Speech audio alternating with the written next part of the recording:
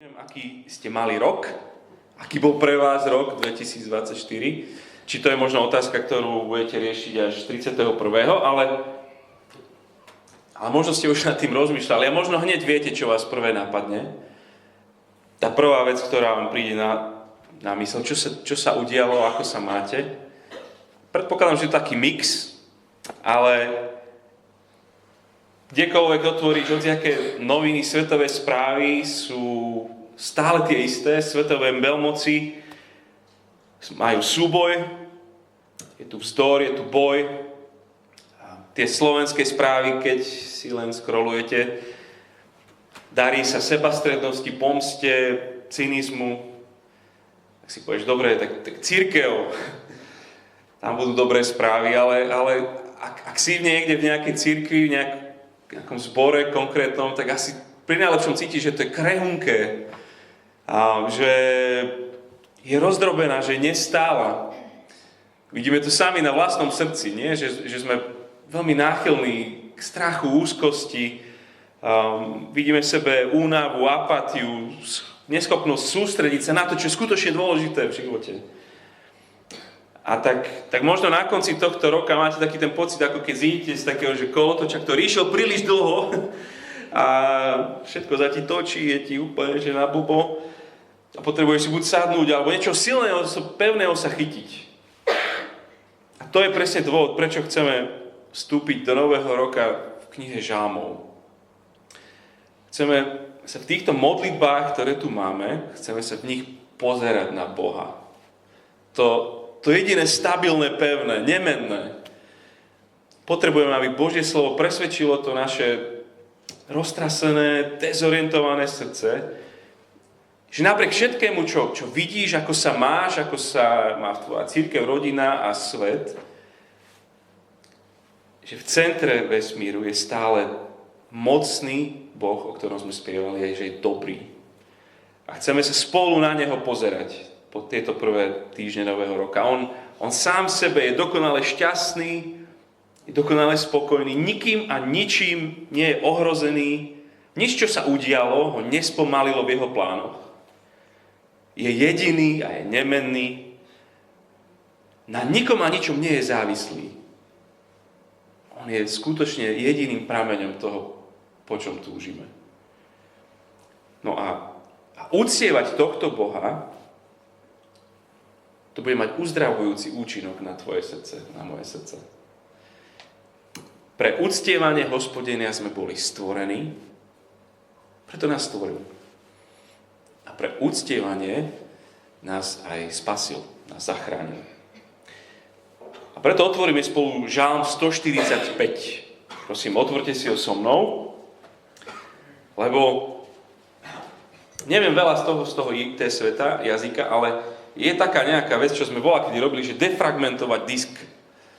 To neviem, či sa ešte robí, ale proste, že všetko, čo sa tam naukladalo, treba nejak usporiadať tak, ako by to tam malo byť. A tento žalm na strane 645, keď otvoríte, zistíte, že je taký usporiadaný. On nazýva sa to, že to akrostický žalm. Že každý verš, keď to tam vidíte pred sebou, sa začína iným písmenkom hebrejskej abecedy. Je tam Alef, Bet, Gimel, Dalet, He. Je to taká abeceda uctievania. Je to škola chvály. Ako prečítam teraz tento žalm. Dávidov chválospev. Budem ťa vyvyšovať, môj Boh a kráľ, dobrorečiť tvojmu menu na večné veky. Deň čo deň ti budem dobrorečiť, chváliť tvoje meno na večné veky. Veľký je Hospodin, hoden každej chvály, jeho veľkosť sa nedá vystihnúť. Pokolenie pokoleniu chváli tvoje činy, hlása tvoje hrdinské skutky, úchvatnú slávu tvoje veleby a tvoje zázračné diela chcem oslavovať. Hovoriť budú o moci tvojich úžasných skutkov, ja chcem rozprávať o tvojich veľkých činoch. Budú šíriť pamiatku tvojej veľkej dobroty a plesať nad tvojou spravodlivosťou. Hospodin je milostivý a milosrdný, zhovievavý a láskyplný. Hospodin je dobrotivý voči všetkým, zľutúva sa nad všetkými stvoreniami. Nech ťa chvália, Hospodin, všetky tvoje skutky. Nech ti dobrorečia tvoji verní. Nech hovoria o tvojom slávnom kráľovaní. Nech rozprávajú o tvojej moci, aby sa ľudia dozvedeli o tvojich hrdinských skutkoch a o slávnej nádhere tvojho kráľovstva. Tvoje kráľovstvo pretrvá všetky veky, tvoja vláda všetky pokolenia. Hospodin podopiera všetkých padajúcich, dvíha všetkých skľúčených. Na teba sa upierajú oči všetkých. Ty im dávaš pokrm v pravý čas, otváraš svoju ruku a ochotne sítiš všetko, čo žije. Hospodin je spravodlivý vo všetkom, čo koná a milostivý vo všetkých svojich skutkoch. Hospodin je blízky všetkým, čo ho vzývajú úprimne. Plní želanie tých, čo sa ho boja, počuje, keď volajú o pomoc a pomáha im. Hospodin chráni všetkých, čo ho milujú, ale všetkých bezbožníkov zahubí. Moje ústa budú chváliť Hospodina a všetko tvorstvo nech dobrorečí jeho svätému menu na večné veky. Žalm 145. Je jeden stav srdca, rozprávame o zdravom srdci, je jeden stav srdca, ktorého sa naozaj veľmi bojím. A nie sú to kardiologické nejaké problémy ľudí, ale tento mi príde naozaj teraz veľmi rozšírený a veľmi nákazlivý. A vnímam aj ja, že aj na mňa to lezie ten stav. Nazval by som ho, že srdce bez radosti. Klinicky, alebo teda odborne anhedónia. Zákerný stav. Srdce bez radosti. Smrteľný pre cirkev. Neradostný kresťan. Taký ten ufňukaný, plecia dole, nič ho neteší. Biblia, kázne, spoločenstvo, modlitba. Slúžiť je záťaž, svedčiť je hanba, spievať tak občas v kostole. Kristus taký vybledol, zovšednel. Asi nie je stav srdca, ktorého by som sa bál viac. Pri sebe, alebo v manželstve, v priateľstvách, kresťanstvo bez radosti. Len také spovednosti, alebo že zvyk. Alebo možno ešte horšie, takéto kresťanstvo, akože kvalifikácia do neba, hej. Všetci občas poznáme a zažívame tento stav, ale ak sa kresťanstvo bez radosti stane chronickým, dlhodobým stavom, sme v nebezpečenstve. Keď ja ako kazateľ budem bez radosti z Krista, ja vysajem z vás ešte aj tú poslednú radosť, ktorú máte vy. To sa stane. Keď ty budeš dlhodobo chronicky bez radosti z Krista, ty vysaješ poslednú radosť zo svojich priateľov z Krista a zo svojej manželky a detí. Nebezpečný stav pre teba, pre cirkev. A nemyslím takéto, že sa musíš stále uspievať od ucha k uchu ako kresťan, a že furt musíš, že to sú o chválach, to je celé. Život je ťažký, život bolí. Aj 2024 bolel a bol ťažký. Ale túžim, aby ten náš spoločný rok 2025 bol takým našim spoločným rokom boja za radosť z Krista. Aby sme spolu bojovali o radosť z Krista. A Žalmom 145 nech nás Pán Boh učí, ako bojovať o srdce, ktoré sa chváli. Je úplne plne fascinujúce, že Duch Svätý inšpiroval Dávida, ktorý to zapísal, ale on inšpiroval aj tých editorov, ktorí zostavovali tú knihu žalmov, že zaradili tento Dávidov žalm na koniec 5 kníh žalmov, v podstate na koniec knihy žalmov, lebo táto 5. kniha sa prihovára k takej krehúčkej cirkvi, maličkej, úplne že dezilúzii, Ona sa akorát vrátila z exilu a toto sú ich piesne. Oni nemajú trón, nemajú kráľa na tom tróne, nemajú Mesiáša. A práve k ním sa vďaka tým editorom prihovára ten najväčší pomazaný král, aký kedy bol. Mesiáš Dávid. Toto je presne taká cirkev, ktorá má presne takéto vertigo, že prešla si v poslednom období hroznými vecami. Je jej špatne a potrebuje sa chytiť niečoho pevného. Tak ako naladiť neradostné srdce ku chvále? Ten chválospev má dve úplne jednoduché a zároveň totálne ťažké časti. Počúvaj a pridaj sa. Tieto dve časti to má. Obe sú skvelou správou pre sklamaných veriacich. Možno ty si stratil túto radosť a vieš, že si ju stratil, alebo práve teraz vidíš, že ja ju strácam. Tak tá prvá vec, počúvajme. Tá prvá vec, čo správa, že nerob nič. Spomal, zastaň a počúvaj. Ten žalm nezačína obviňovaním už aj tak zdeptaných veriacich.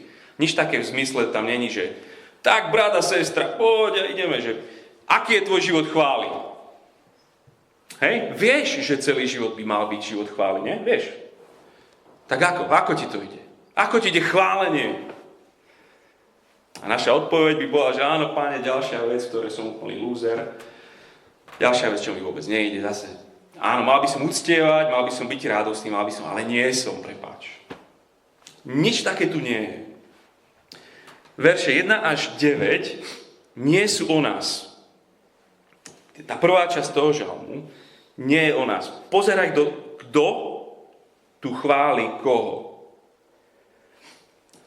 Kráľ Dávid chváli svojho kráľa, Boha. Verš 1. Budem ťa vyvyšovať, Dávid, hovorí kráľ, môj Boh a kráľ.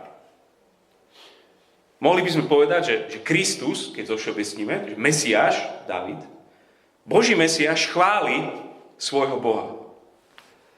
Verš 2. Deň čo deň ti budem dobrorečiť, chváliť tvoje meno na večné veky. Ak by si bol súčasťou tej starozákonnej cirkvi, tak počuješ v týchto veršoch, ako tvoj kráľ, ten, ktorý ťa zastupuje pred Bohom, ako on oslavuje svojho Boha. Ako spieva. Nie si súčasťou starozákonnej cirkvi, ak si súčasťou novozákonnej cirkvi, tak počujeme tú chválu, ktorá prúdi vo vnútri Božej Trojici. Máme tu privilégium počuť ako Boh, Syn, ten, ktorý nás zastupuje pred Bohom, ako vyvyšuje, ako dobrorečí, ako chváli Boha Otca. Už si niekedy rozmýšľal, aké by to mohlo byť tam, kde sa to deje? Kde Boh Syn uctieva Boha Otca. Tuto počujeme. Chválu, ktorá nič na svojom objekte oslavy neprehliadne. Chválu, ktorá si nikdy nedá si pauzu. Hovorí deň čo deň. Chválu, ktorá nikdy neskončí. Hovorí, že na večné veky. Čiže dnes, aj teraz, aj zajtra Kristus takto chváli svojho Otca. Aj keď nám sa zdá, že všetko ide od 10 k 5 a neviem, ja nedokážem chváliť a je mi blbie, počuješ Kristovu oslavu Božej slávy. Počúvajú. Verš 3. Veľký je Hospodin, hoden každej chvály. Jeho veľkosť sa nedá vystihnúť. Pokolenie chváli tvoje činy, hlása tvoje hrdinské skutky, uchvatnú slávu tvoje veleby a tvoje zázračné diela chcem oslavovať. Hovoriť budú o moci tvojich úžasných skutkov. Ja chcem rozprávať o tvojich veľkých činoch. Čiže najprv počujeme z úst kráľa, že Hospodin je veľký. To je to slovo, čo sa opakuje. Tým sa myslí mocný. Veľký je Hospodin, verš 3, a hoden každý chváli, jeho veľkosť sa nedá vystihnúť. Dôkazy, verš 4, jeho činy, jeho hrdinské skutky, verš 5, jeho zázračné diela, verš 6, úžasné skutky a veľké činy. To je všetko slovná zásoba, to sú odvolávky, pri ktorých si máme spomenúť na ten najväčší príbeh záchrany. Na Exodus. Ako svojou mocou tam porazil Boh úplne, že super veľmoc, najväčšiu, Egypt. Ako oslobodil svoj ľud, ako si ho vyviedol. A ako to celé mocne spravil, to vyvoláva až úžas, až strach. A ešte aj toto obrovské bolo stále ešte len ten predobraz záchrany, ktorú máme cez Krista. Od hriechu, od smrti, od diabla. Až to je skutočná super veľmoc. Božia záchrana je naozaj veľká. Nedá sa o tom nehovoriť. Nedá sa nežasnúť nad tvojou mocou, Bože. Si veľký, si mocný. Žijeme vo svete, kde všetko je awesome, hej? Že na všetko je awesome, super. Iba Ty, Bože, si jediný, skutočne. Nikto sa mu nedokázal postaviť do cesty. Nič nevykolajilo Ježišove zámery. Žiaden nepriateľ, ani zrada najbližších, ani nevera vlastných, ani jeho smrť, dokonca hrob. Nič ho nezastavil. Boh je mocnejší. Veľký je Hospodin a hoden každej chvály, jeho veľkosť sa nedá vystihnúť. Ale tá jeho veľkosť a tá jeho moc, to ešte ani zďaleka nie je všetko, za jeho všemocnosť.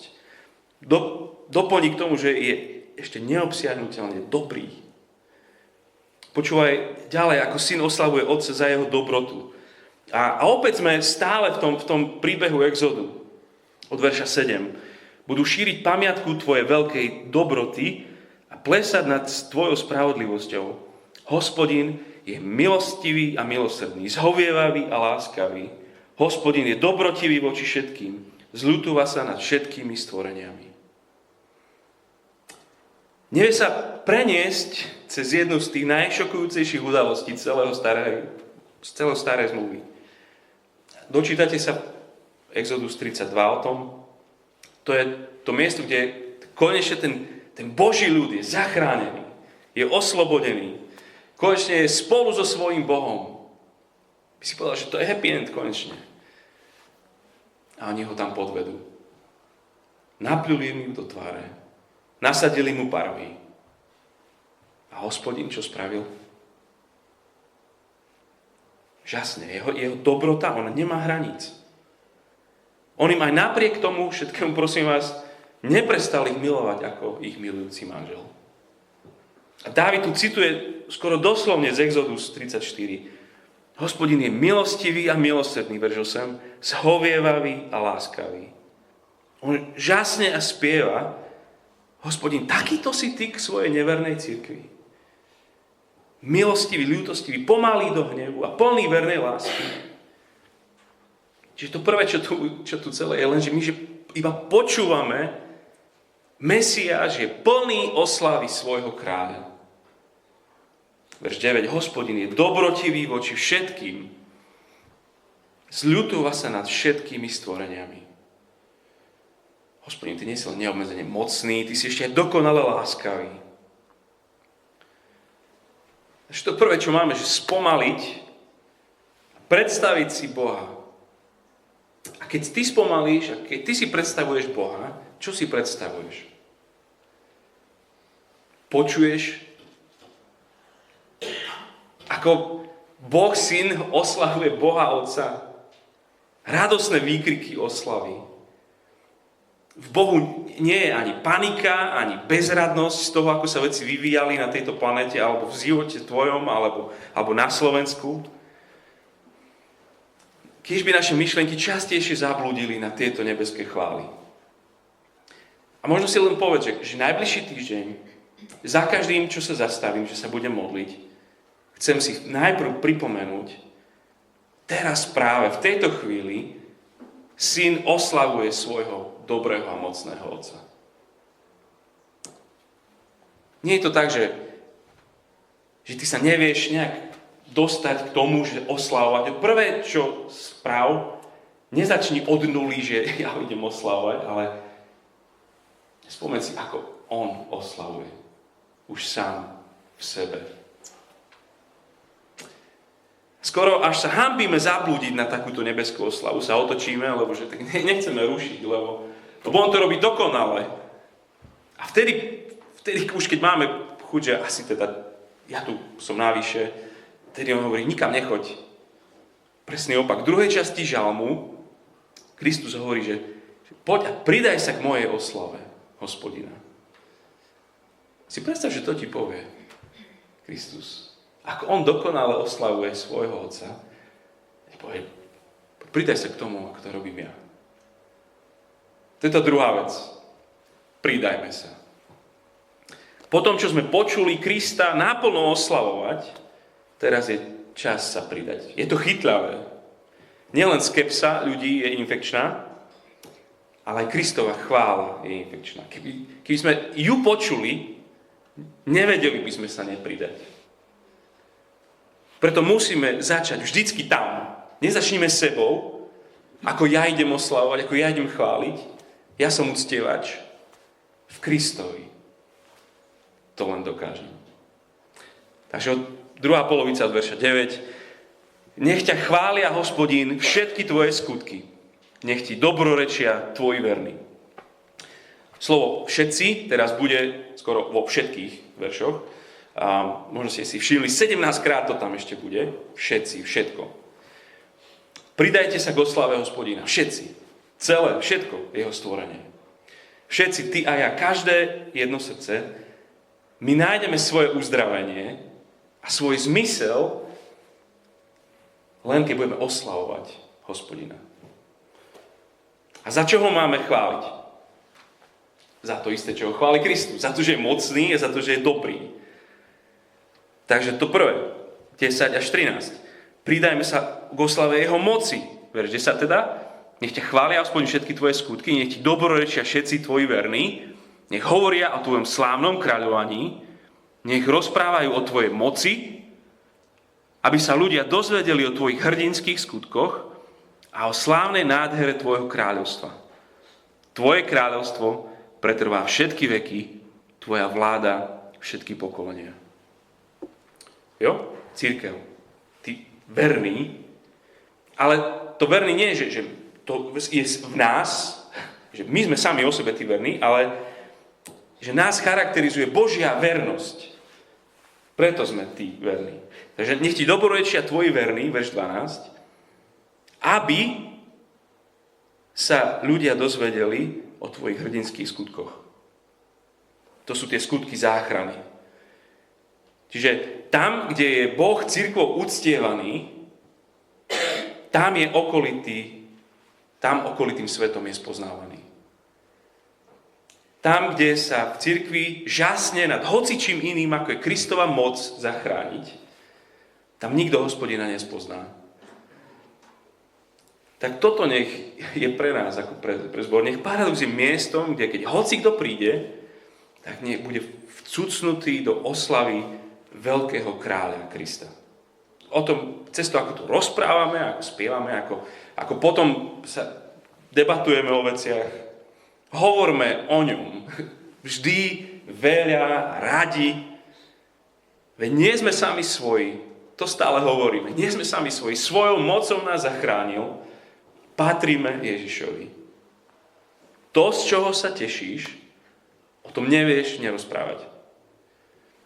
A keď dieťa dostane niečo úžasné na Vianoce, nevie o tom nerozprávať druhému človeku. Keď ty niečo úžasné zažiješ, myslím si, že o tom rozprávaš.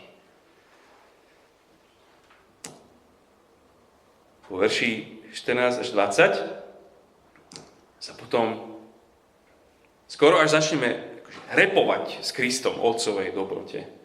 A verš 14. Hospodin podopiera všetkých padajúcich, dvíha všetkých skúčených. Tým vlastne hovorí, že takýto on je stále. Je láskavý, je starostlivý. Nie je držgrož, je štedrý. Verš 15. Na teba upierajú oči všetkých, ty im dávaš pokrm v pravý čas. Otváraš svoju ruku a ochotne sítiš všetko, čo žije. My si dokážeme ľahko myslieť, že to my sme sa postarali, to my sme si zarobili, my sme sa zaopatrili. Zobuďme sa. Začneme ďakovať úplne, že každý jeden deň za všetky dobré dary, ktoré nám dal. Nech nejdeme spať bez toho, že by sme boli vďační. Ďakovali. Inak cesta k radostnému životu, cesta k radosti ide vždycky cez vďaku. Bez vďaky nikdy nebudeme radostní. Nie je to krásny obraz, verš 16. Otváraš ruku a ochotne sítiš všetko, čo žije. Ak máte bábätko, psa, alebo mačku, alebo koňa, vieš si živo predstaviť, akože krmiť niekoho z ruky, alebo s lyžičkou z ruky. Boh je takýto dobrý, takýto láskavý.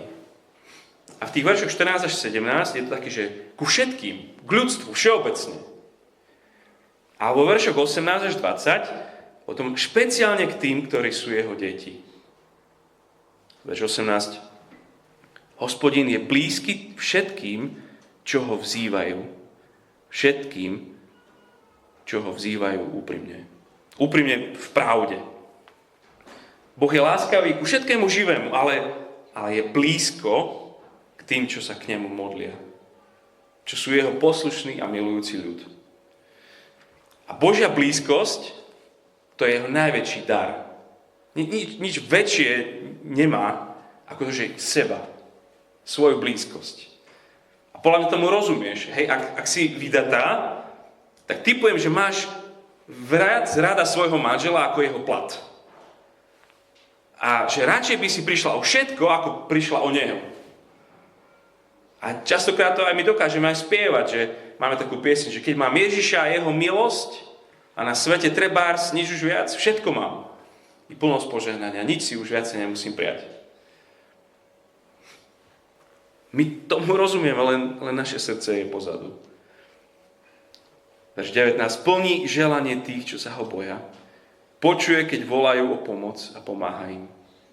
Hospodin chráni všetkých, čo ho milujú, ale všetkých bezbožníkov zahubí. To sú v podstate naozaj Ježišove slova, keď hovorí, že urobím všetko, čo ma bude prosiť v mojom mene, aby bol Otec oslavený. Opakovane to hovorí v Jánovom evanjeliu. On je dobrý, chráni všetkých, čo ho milujú. Tým vlastne myslí, že on svojich uchová až do posledného dňa, ale všetkých bezbožníkov zahubí. Aj v tom je Boh len a len dobrý, že svojmu ľudu, že ich dovedie na miesto, kde bude bez bojov, bez konfliktov. Pridáš sa ku Kristovmu uctievaniu svojho Otca. Hospodin je dobrý ku všetkým, ale je blízko. Pozrite slove, sa síti túžby, počuje, chráni svoj dezorientovaný, slabúčký, krehučký ľud. Za každú jednu vec, ktorú robí, máme chváliť Hospodina. Lebo on to dokáže, lebo jaký je mocný. A on to chce, lebo je dobrý. Je dobrý až do konca. Tie dve veci počúvajte a pridajte sa. A verš 21, ten posledný, spája obidve. Moje ústa budú chváliť Hospodina, to je znova ten kráľ. A všetko tvorstvo nech dobrorečí jeho svätému menu na večné veky. To je tá výzva. A na začiatku sme hovorili, že toto je akože jednoduché 2 body to má. Ale zároveň neskutočne ťažké. Keď niekoho chválime, ono to ničí naše zakrivenie sa do seba samých. Niekoho chváliť, to vlastne je o tom druhom. Sústredíme sa na objekt svojej chvály a prestávame riešiť seba. A hovorí, to je ono, vtedy budeš zdravý. Vtedy budeš mať zdravé srdce, keď budeš uctievať toho, kto je naozaj úcty hodný. A nie ty, seba a svoje a ja. Jeden z katechizmov sa pýta otázku, čo je hlavným zmyslom života človeka. To je super otázka. Že prečo žiješ? Čo je zmysel toho života, ktorý máš? Najdôležitejšia otázka, ktorú si človek dáva, možno keď začína rozmýšľať, keď začína byť tínedžer. Na čo ja vstávam, na čo žijem, na čo vôbec niečo robím? Ten katechizmus westminsterský odpovedá, že hlavným zmyslom života človeka je osláviť Boha a večne sa z Neho radovať. Hlavným zmyslom človeka hovorí, že je byť šťastný a tešiť sa. Všetci by zatlieskali, súhlasili. Pravda, že zmyslom človeka je byť šťastný a radovať sa. Katechizmus hovorí, že hlavným zmyslom človeka je byť šťastný a tešiť sa z Boha. Vtedy skutočne zažiješ, že žijem, tak na toto som bol stvorený, preto teraz život dáva zmysel, teraz viem, kde je sever. Tak poďme spolu v novom roku. Dennodenne nezabúdajme počúvať tú oslavu, ktorá prebieha. Nie, ty musíš rozbiehať svojim ďakujem, asi slávny, asi úžasný. Boh Syn spolu s anjelmi, všetkými bytostiami otvoríš knihu Zjavenia, tak ich počuješ, ako spievajú tomu, kto je na tróne. Dennodenne sa započúvaj do tej oslavy, ktorá beží naplno. A dennodenne sa pridajme k tej oslave. Nás zachránil, aby sme boli uctievači, aby sme ho slávili. Našou prvou úlohou, možno si daj záväzok, môj záväzok do nového roka je tešiť sa z Boha. To je ako, že si hladný, strašne si hladný a niekto ti povie, že daj si rezec so šalátom. To je super príkaz. Strašne si hladný a niekto ti povie, daj si kačku. To je dobré, takto príkazy mám rád. Toto nám hovorí. Si hladný vo svojom živote, niekde nemáš radosť, si vyschol si, alebo sa ti točí hlava z toho, ako sa tu žije, tak tu jednu vec. Chcem sa naučiť tešiť z Boha.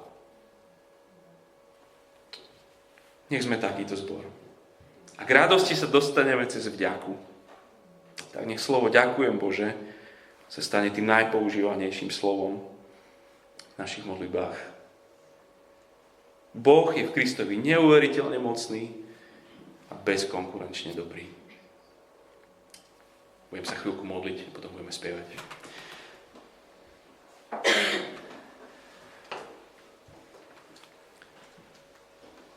Ďakujeme ti za to, že môžeme vidieť, čo robíš ty, Bože. Že po Svätej Trojici prebieha svätá oslava, dobrorečenie a chvála. Ďakujem ti za tú privilegium, že v Kristovi si umožnil a voláš aj nás sa pridať do tejto slávy a oslavy.